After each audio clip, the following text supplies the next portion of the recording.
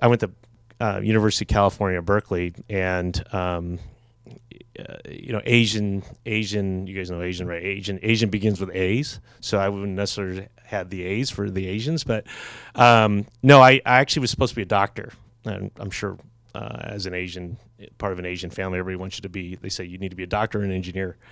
In my case, as we talked about growing up, there were no computers. I mean, really, the only computers were these giant computers, and you had to work for a big corporation to have access for that. So when I was going to school, they came out with the first computers where people could actually program with them, and they were in an office environment. So going to school and having to put myself through college, I was actually trying to find an opportunity for me where I can actually get out in 4 years, make some money, and programming to me came very easily. So maybe I was kind of computer programmer, hacker 1.0 back then in the 80s, but I found that very easy to do. And fortunately for me, I went to school in Silicon Valley. And being in Silicon Valley and being one of the first people that could do computer programming, it was a natural for me to get involved with computer software.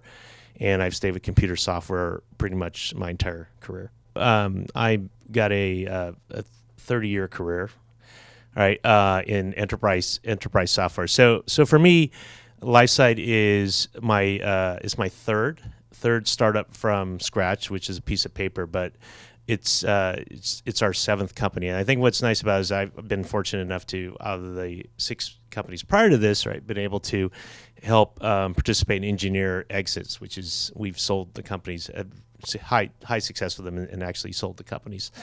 So for me, this company in particular is special to me, right? Not only because of the two people to my left, and I get the opportunity to work with them, but also what's involved in our company is my one of my daughters is also involved in the company as one of the founding team.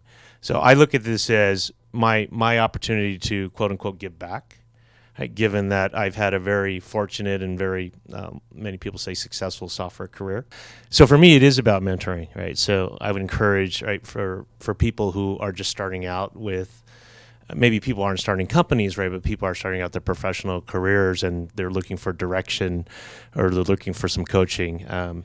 What people realize is that there's help everywhere around you. Help in the form of not only your parents, there's help in forms of coworkers, there's help in the form of people that you may admire, and you'll find that in a lot of cases you can just reach out to these people that you admire, and it doesn't hurt to ask them if they can answer a question for you or spend time mentoring. But I would tell you that for a lot of the younger entrepreneurs these days that I spend time with, one of the things I always like to tell them is that you need to be good at connecting dots. So you guys have heard me talk about this. I like to use the term that, like in my case, right? I'm not a creative person, but I have this talent where I can listen to different people, where I can see different things and connect the dots and synthesize things into ideas.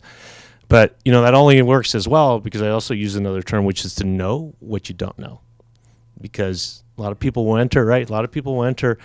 Like Yunjin, I think, mentioned it, right, that there's a lot of entrepreneurs who see that their friends are being successful or they think it's easy, but it's never that easy, right? It's always harder than you think, and you'll just have a better experience, or you'll be more apt, and your spider sense will be higher in terms of like knowing what's going on if you really have an appreciation for knowing what you don't know and wanting to learn as much as you can, right, as you start out on your journey, or in my case, right, continue your journey through business.